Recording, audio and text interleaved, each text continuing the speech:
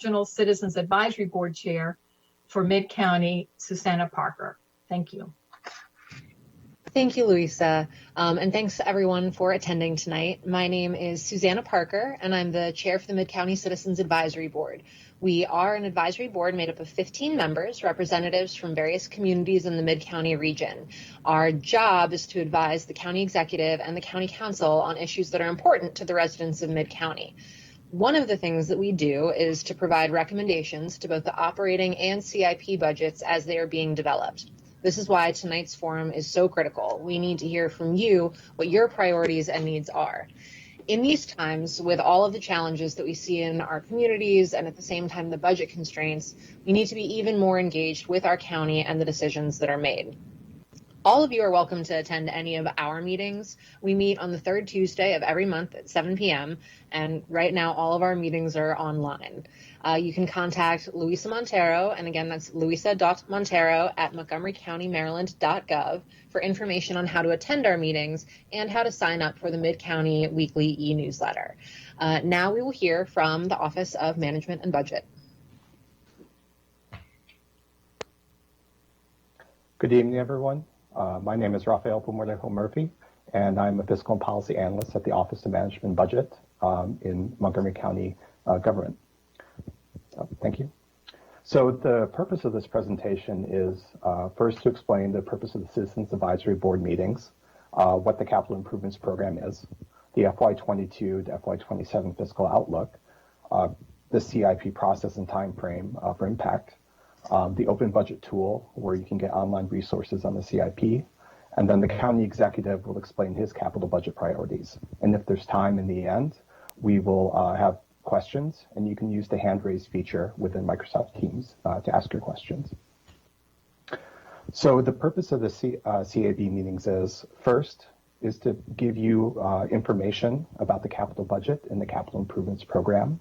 And then it's also opportunity for you to express your views and priorities of what you think the future capital improvements projects, particularly those coming up in the next full CIP of FY23 to FY28 are. And then opportunity to provide and then that gives us the opportunity to provide this information to the county executive and departments on how they should shape their capital improvement projects. So one important difference between the operating budget and the capital budget is the operating budget is more or less pays for services, whereas the capital budget pays for facilities. A good way to think about this is that the operating budget will pay for a teacher, a fireman, or a librarian's salary, whereas the capital budget will pay for the school, the library, or the firehouse where those people work. And so today we're going to be talking about the capital improvements program and the capital budgets. So capital improvements generally have a long-term usefulness and require very large expenditures to purchase. And so that's usually, again, buildings, but that could be bridges, that could be roads, but generally large purchases. These are usually planned out, we plan these out in a 6-year plan, and new projects are usually added to the last couple of years of the CIP as the prior approved projects are finished off. Next slide, please. So if you look at how the the CIP has been budgeted in the past, looking at FY21 through FY26, the vast majority of the CIP goes to MCPS, with roughly 40% of the budget going to MCPS. The other 25% goes to transportation, with the remaining 35% for everything else in the county CIP. Next slide, please. So now we're going to look at the fiscal impact in the county.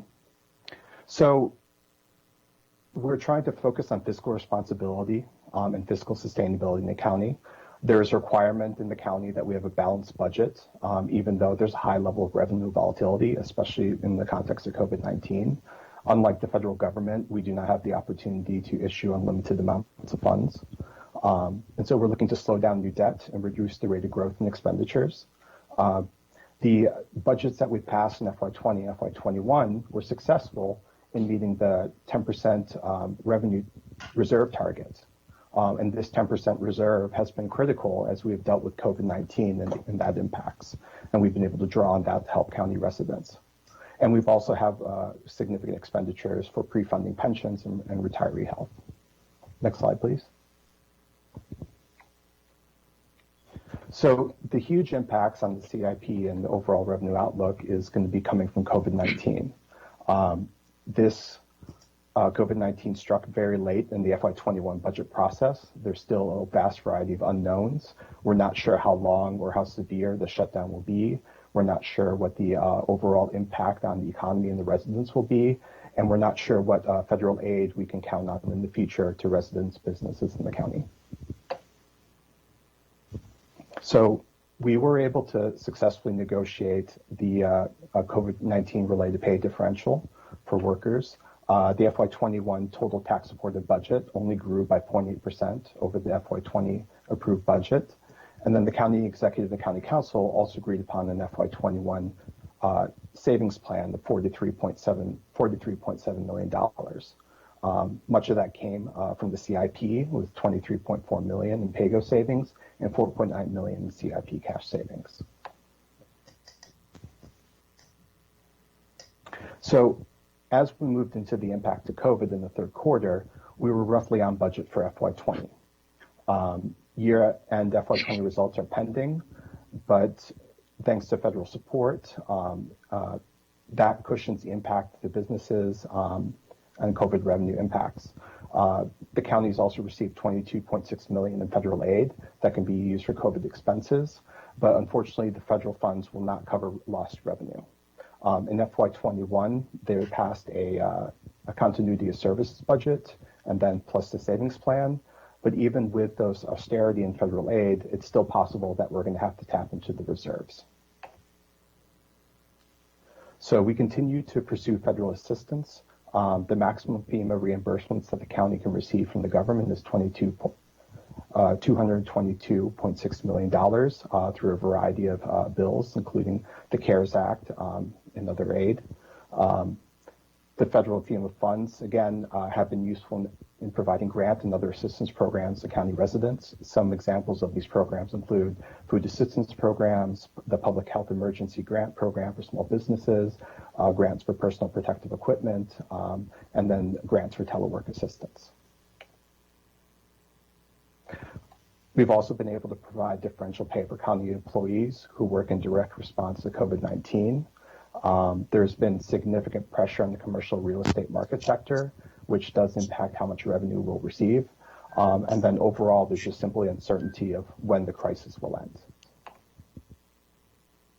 So even though this presentation is on the CIP, it's important to look at the operating budget as well. When you look at where our revenue comes from, the majority of it comes from property taxes, about 30.8%. The next highest comes from income taxes, about 28%. And then governmental transfers is another 21.1%. And that intergovernmental transfers are funds from the federal government or from the state government. So again, the vast majority of revenue comes from these sources, which we use to fund the operating and the capital budget. Next slide, please. So in terms of revenue, we've got a lot of mixed signals. We've implemented the master and sector plans, and when these are finished, they will ultimately increase revenues.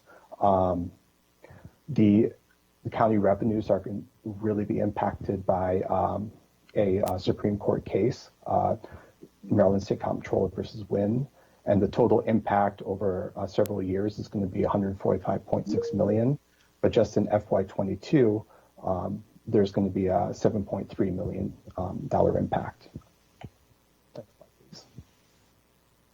So on the plus side, property tax assessments increased by 2.3% in FY20, but energy tax increase has been reduced by 20% since FY12. And due to COVID-19, home sales have decreased by 2.2% compared to earlier in the year. And that's important because we get recordation tax revenue from that. And again, because of the COVID-19 crisis, unemployment has shot up in the county. We were at 3.2% in July 2019, and it was at 7.4% in July 2020. Next slide. Okay. So When we updated July revenues, we predicted a $190 million reduction in revenue for FY21 and over $1 billion in lost revenue over the next 6 years. So that's going to have long-term financial consequences, especially due to the charter limit, which the county executive will go into more detail on in a bit. Revenues in FY21 and FY22 are estimated to be less than FY20, and we're not going to recover these revenues until FY23. On the plus side, the state of Maryland recently reported that they have a surplus at the end of fiscal year 20. Next slide, please. And the county's August income tax distribution was above revised estimates. Additional federal COVID support for individuals, businesses, and the county government is uncertain. But we do know that the federal COVID benefits that were provided were helpful in terms of unemployment, in mitigating the county and state revenues. So those did have a positive impact. So the critical information that we need before we can refine our estimates further are going to come in September and then November.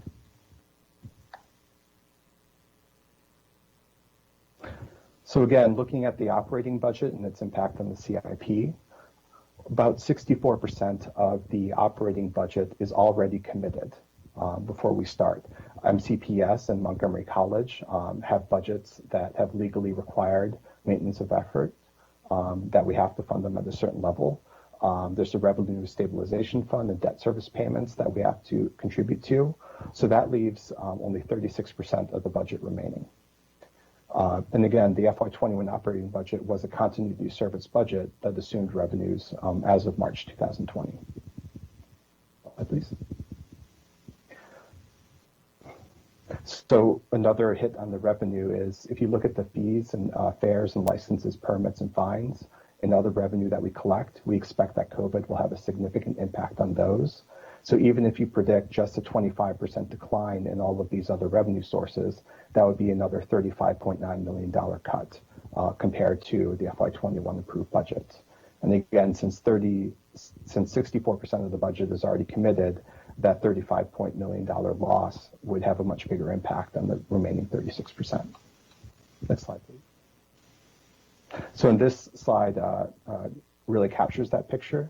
As you can see, that MOE and MCP, the maintenance of effort for MCPS and Montgomery College is 53% of the budget. OPEB pensions and reserves, another 6.3%. And then our debt service is another 11.7%. So the remaining portion of the budget is roughly 28% when you exclude all those other items. Next slide, please. So again, the challenges, there's growing needs and challenges. With the COVID-19 crisis, there's growing needs and the impact on revenue. We expect that MCPS enrollment will continue to increase. As new facilities come online, they have operating costs associated with them. There may be cost and price spikes with weather, snow removal, fuel, energy prices, food prices that county budget would have to bear. And then debt service is a big portion of the county budget. Thank you. So again, we expect MCPS enrollment to grow. That's going to require more schools and more funding to support those schools, as well as operating expenses. Construction costs have been increasing in the county. More funding is going to be needed to maintain the facilities that we have in terms of HVAC replacement, roof replacement, resurfacing our roads. And then this is going to be more important as renovations are going to be delayed. So again, community expectations are going to be higher as we've approved these master plans and people expect those to go forward. So the capital budget demands in the operating budget are going to be significant. So in terms of the CIP impact on the operating budget, there's going to be, within the FY21 approved budget, there was $8.6 million going to PAYGO.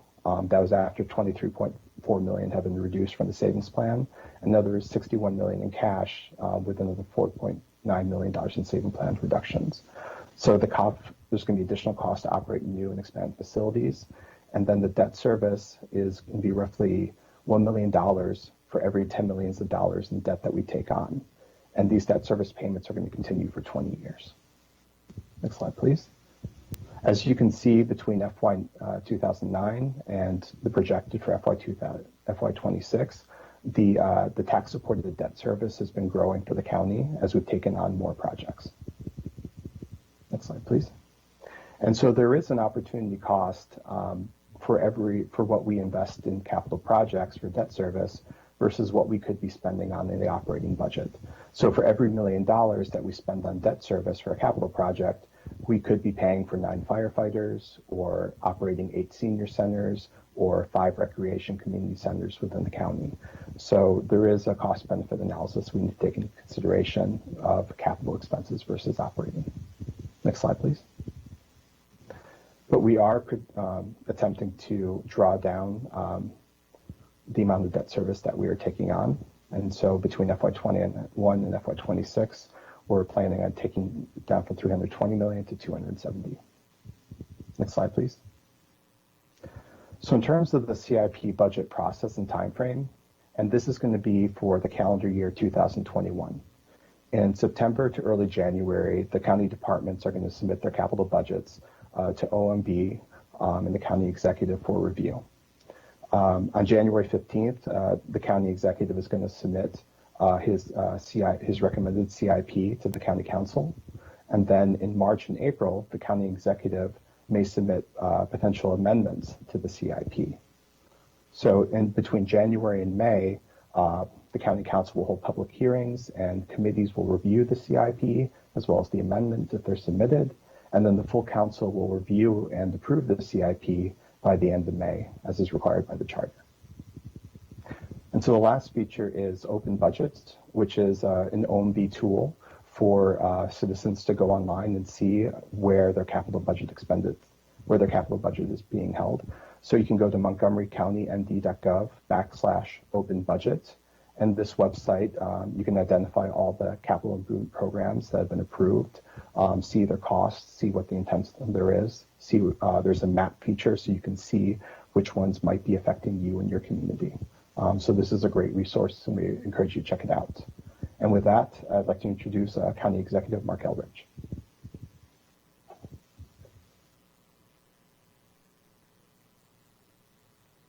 I'll try my greeting again. Hi, everybody. I'm glad to see everybody here tonight. And so I'm going to go through a little bit of this slide deck myself.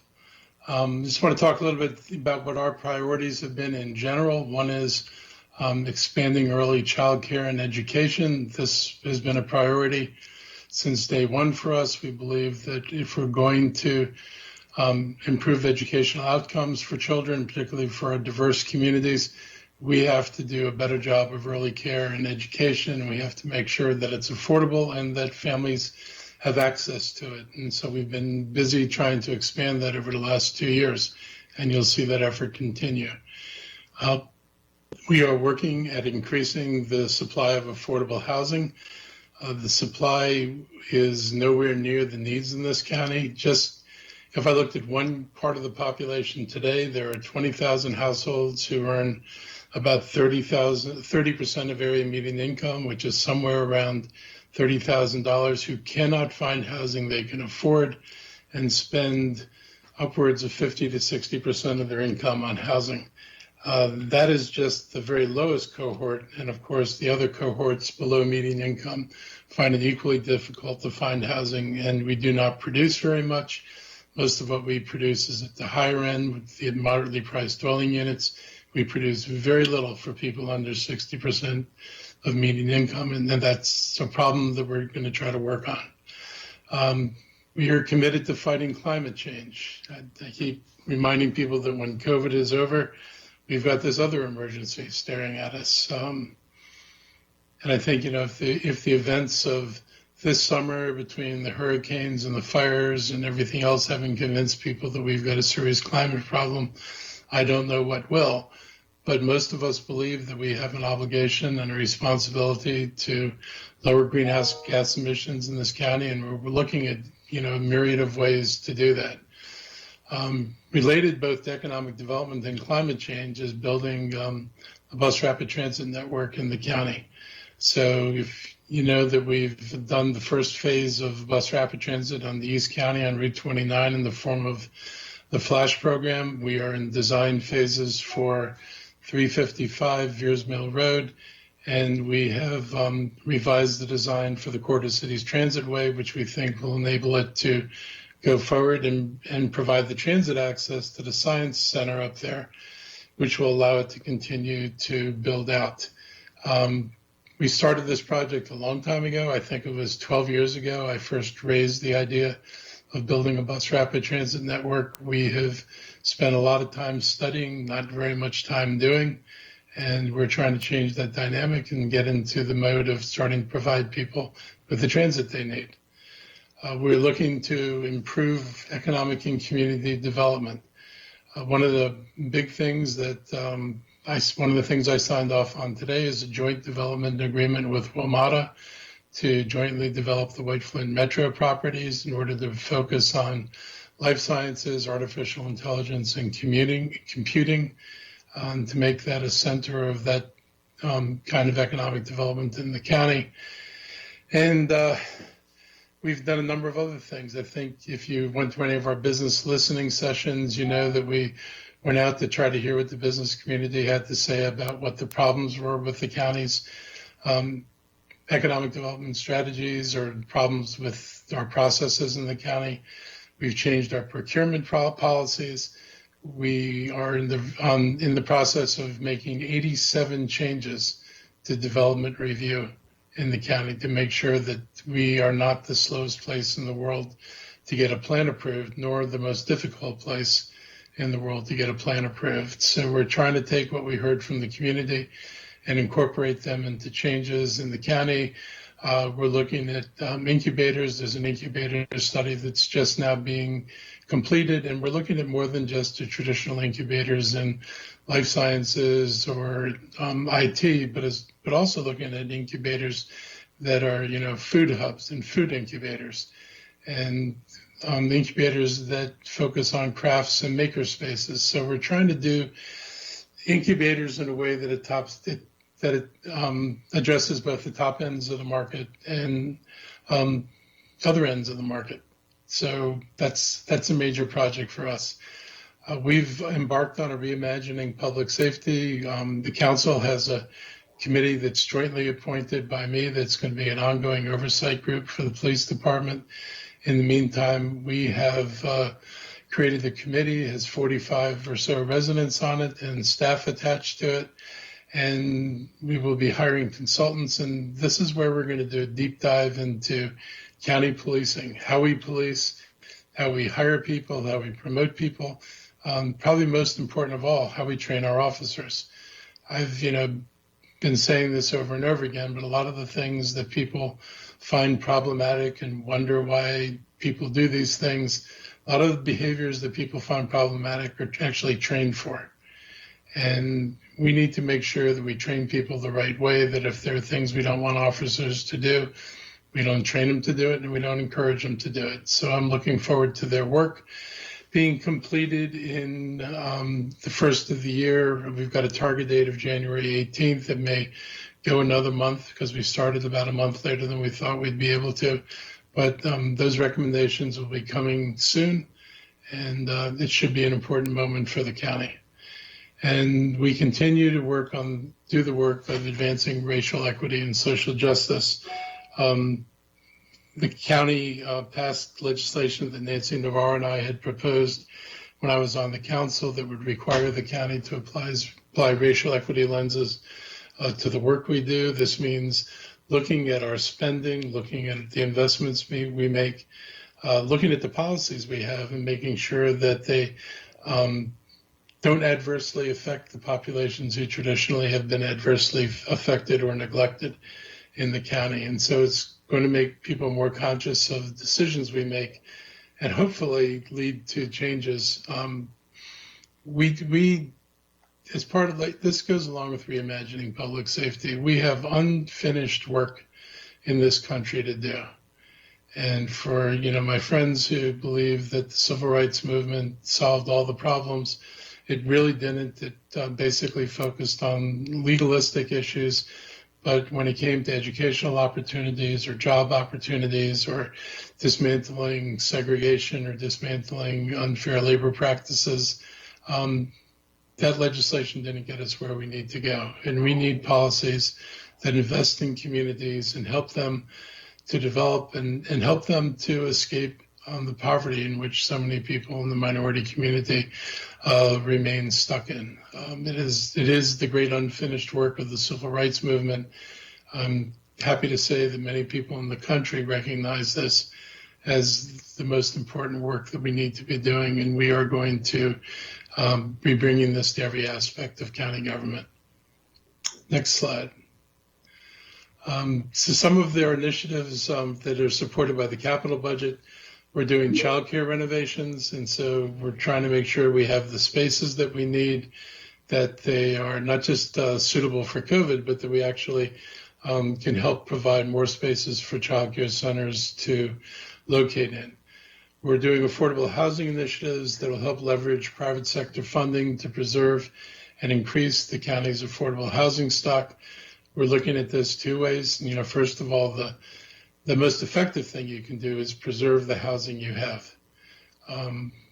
Over time, we've tended to lose far more housing than we've preserved, and we need to put a greater focus on preservation.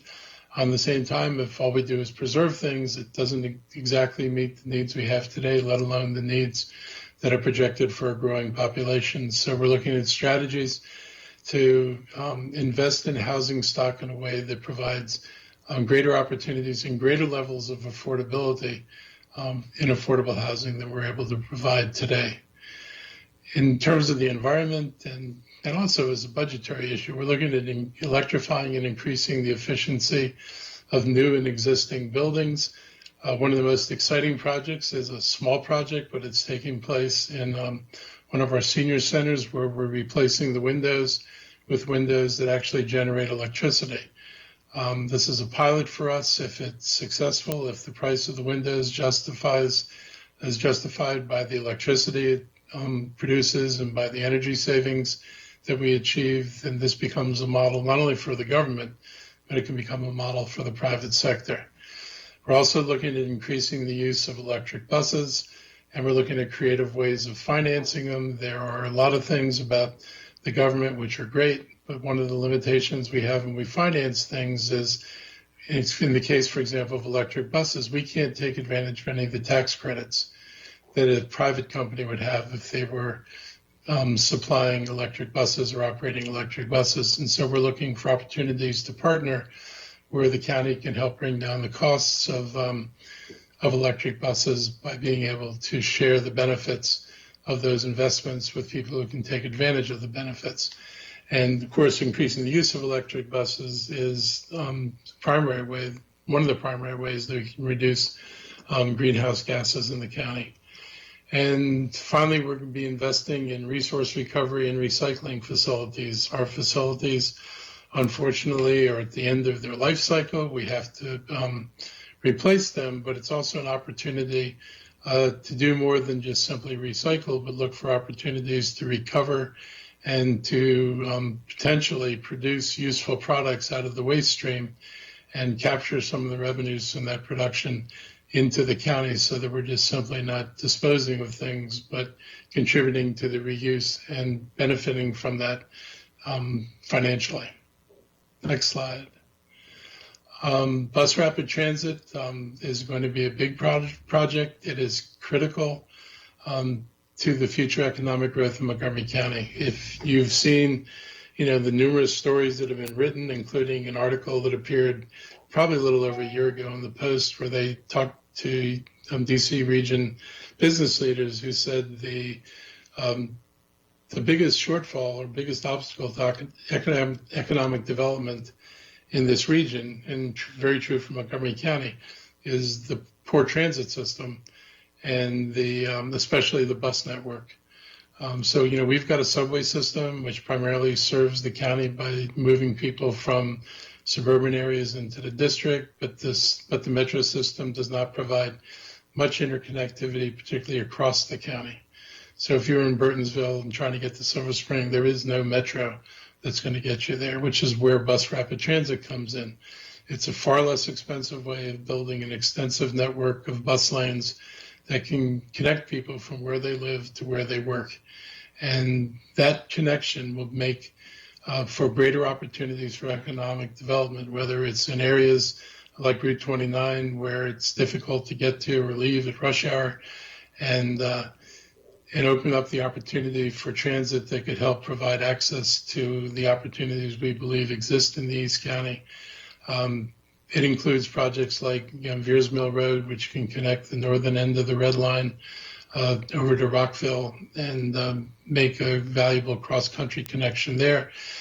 And of course, it includes Maryland 355 lines, where we're really looking at building bus rapid transit in a corridor, which is really the jobs corridor of Montgomery County. When you go from Bethesda up to Shady Grove Life Sciences, this is where the greatest investments in jobs are coming, and they're likely to come given our zoning in the years to come.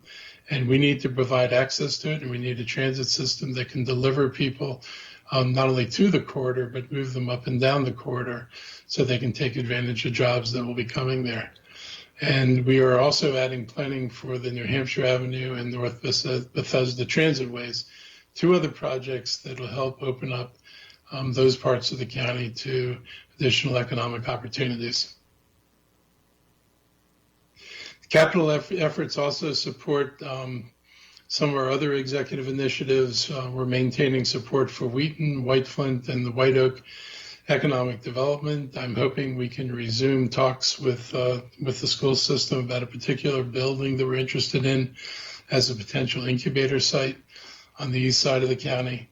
We will be replacing a leased fire station and a leased police station to better meet public safety needs and reduce long-term costs for the county. And we're continuing to explore collaborations for facilities that provide mental health, substance abuse, and treatment services to help us avoid incarcerations. And one of the important things about that is it's helped us look at a hub model for providing services. You know, for years, pretty much everything flowed out of Rockville. And in dealing with the COVID pandemic and having to move resources closer to communities, we've discovered that we can couple resources together. We can get them closer to communities. It's easier for people to access. They're more likely to access them. And we're of the belief that the hub model is going to be something that is going to continue on after COVID goes away. We're going to continue advancing racial equity. Racial equity means that we're going to close the gaps so that a person's race or the zip code they live in does not predict their success. And sadly today, these are actual predictors of what the fate of children will be when they grow up. And in the 21st century, it shouldn't be that way. In a country that passed landmark civil rights legislation, it should not be lingering there today. And that's one of our priorities, is to start closing those gaps and to change the predictability of a person's outcome based on race and location. So that's one of our prime goals. We're going to be focusing on communities of color to target improvements for those most burdened by racial inequity. And, you know, targeting improvements means access to childcare. It means access to healthcare, educational opportunities, and jobs.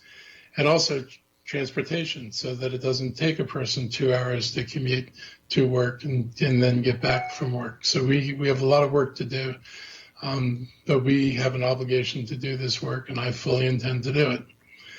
And moving beyond services to policies. You know, I've said this before to people. When I look at policies and I look at things we do, one of the questions I ask is, you know, where will we be 10 years from now?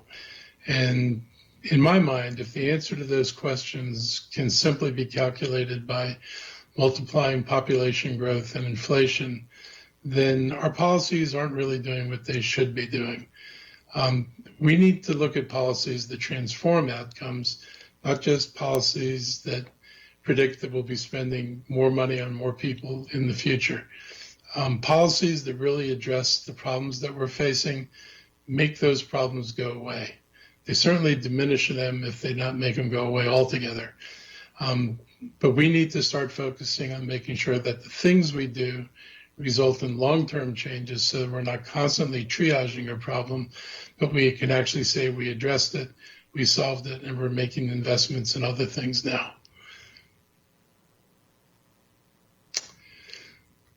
So my favorite topic of the day, the charter limit.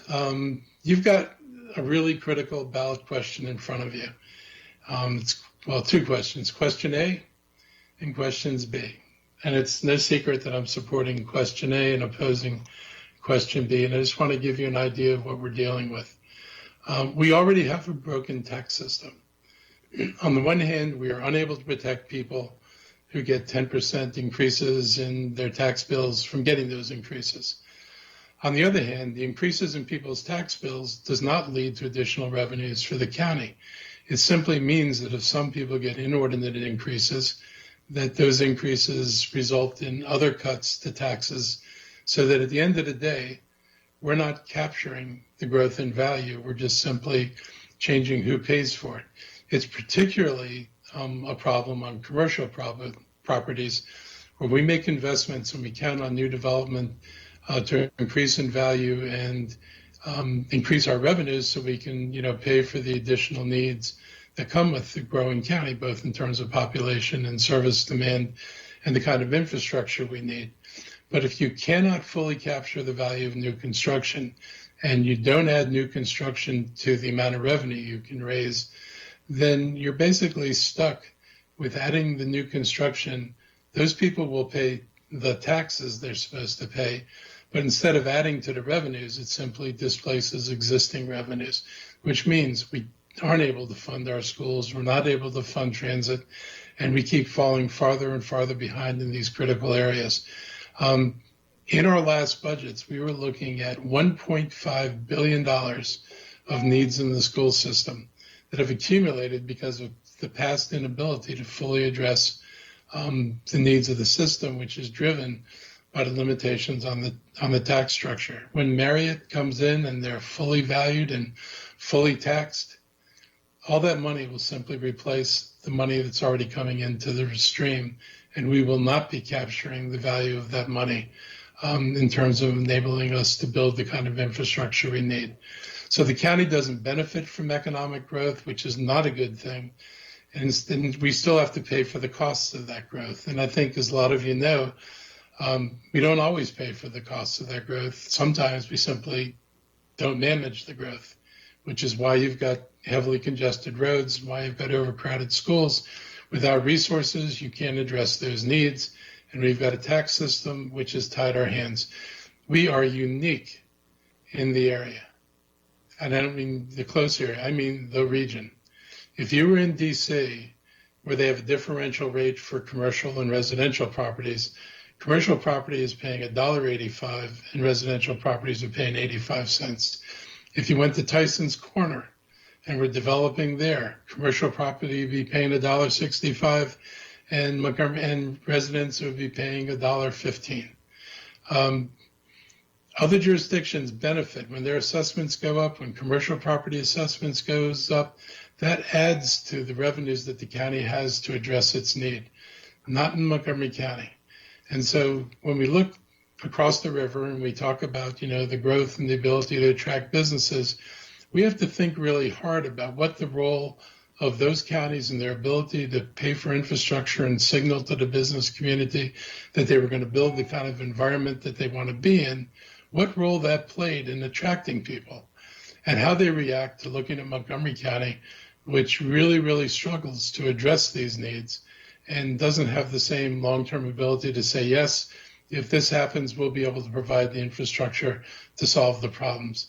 We need to put ourselves on a level playing field. Our residents deserve better, and we deserve the opportunity to grow and to address the problems that we face today, as well as look to do new things and better things as we go forward in the future. Lastly, I'll say that the inflationary limit bears no relationship to the growth in school population and school enrollment. And when I say inflationary limit, unlike everybody else, they govern their taxes by a tax rate. And if property values increase, you have the ability to raise or lower tax rates depending on what you're trying to achieve. But the assessments, as they improve, do provide the opportunity for additional revenue. In our system, it's not the taxes that are limited, it's the revenue that's limited. So we're limited to last year's revenue from property taxes, plus new construction, and only some of it, times the inflation rate, plus the inflation rate on last year's revenues. That's it for us. So imagine what we're going to be facing this December. It's very likely that property taxes will go down because there will be properties that have been reassessed because of commercial properties, that is, because of the effect on the business community, the loss of tenants, and the loss of income. So we face lower collections of revenues. That will be topped out by virtually a 0% inflation rate, which means we could start the next budget with virtually no increase in the resources available to us, despite the fact that we have growing needs, despite the fact that we may see shrinkage in income tax revenues very likely because of the COVID virus. In other words, we will be less able to manage the challenges of today in the next budget, let alone the challenges that face us in the years going forward. We need to get unshackled for this. We need a system that has provides a reasonable relationship between property values and taxes. And one thing that I was going to do this year, and the council didn't support it, but I will be bringing back, is the idea of limiting assessment growths for people, because many people, who complained about the taxes, and part of what fuels all this is the sense that supposedly we've limited your taxes, which is what was advertised for what we've done. But if you get a 10% tax increase, you actually do get it. If you get a 10% assessment increase, you actually do get a 10% property tax increase. And so despite people being told that the current system would protect them from higher taxes, it has in fact not done that. And that's another good reason to fix the system and then add on additional protections for residents in terms of how high their assessments can go in any one year. Let's see, is there anything left there? I think that's it. So happy to take questions, and before you all go into your breakout groups.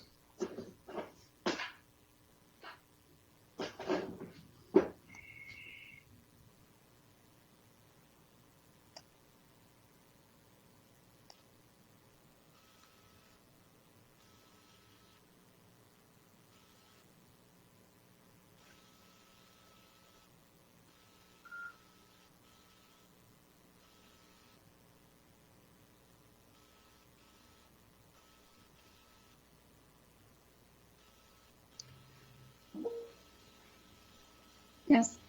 If there are no questions for the county executive, I think we will move to the breakout rooms. Remember, you can access those off the OMB website by clicking on the links for the various breakout rooms, and feel free to visit more than one session. Thank you very much for coming.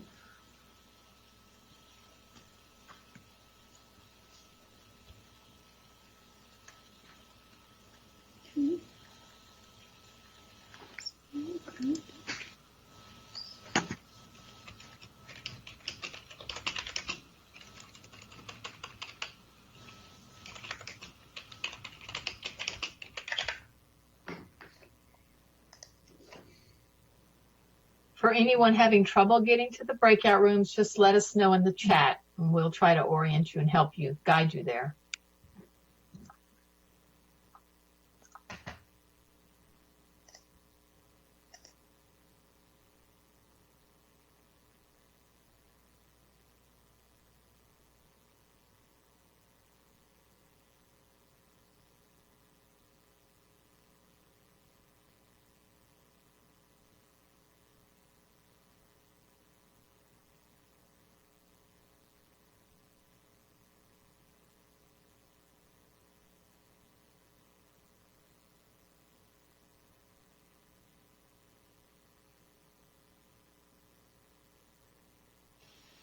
You can visit the Office of Montgomery County's webpage, scroll down to the bottom of the page, and select the link for the 5 breakout room topics.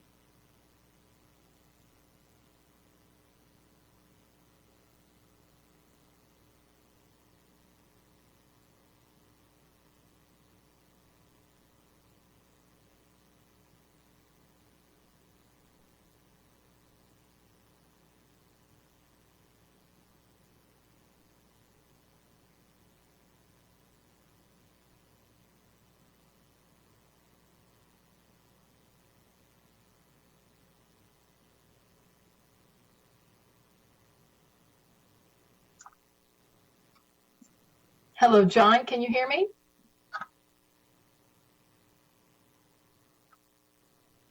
Yes, I can. There apparently are a couple of people trying to get in. At least I checked into the transportation group, and it's asking them to be let in, or they're on hold. There should be no blockage to keep them from being let in, but is somebody in there?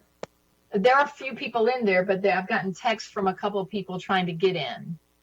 Yeah, whoever's moderating, they should be able to see them waiting in the people section, the show participants section, and they can let them in if they're stuck. There should be. We didn't set it so that it had a lobby waiting for the lobby. Okay, let me check that.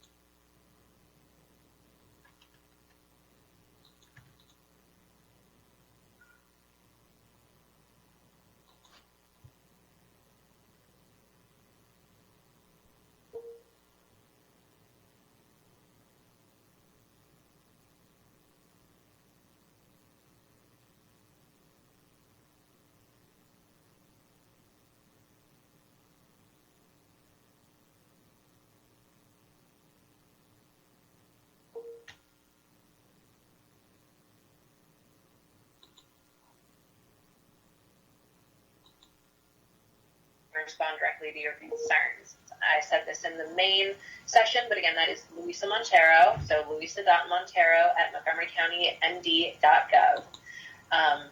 At a later date, each Citizens Advisory Board is going to provide the county executive with a comprehensive summary of your concerns for consideration for the FY23 capital budget and the FY23 to 28 capital improvements program.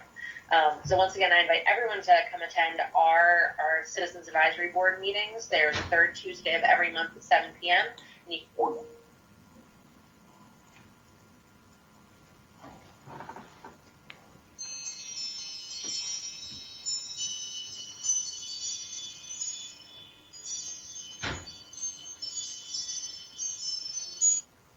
Hello?